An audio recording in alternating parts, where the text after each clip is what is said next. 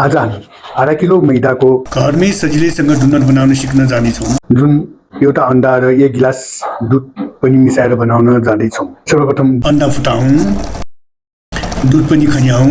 अब 2 चम्चा एग्स, 3 चम्चा चिनी र आधा चम्चा जति नुन पनि त्यसमा खन्याउँ। राम्रोसँग अब एकचोटि घोलौँ। अब यसमा पानी पनि खन्याउँ।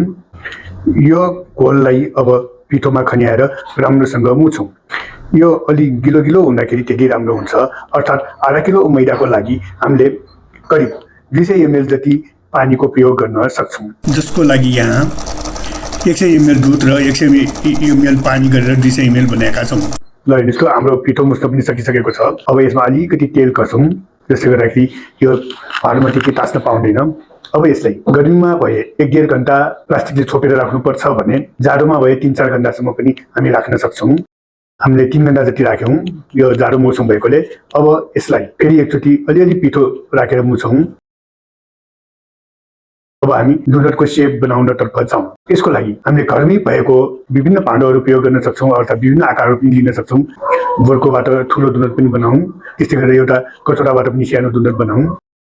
हाम्रो तेल मनतातो भइसकेको छ। अब डोनट राख्न सुरु गरौँ। ल हेर्नुहोस् त, कति राम्रो डोनट बनेको छ। सफ्ट, एकदमै नरम छ।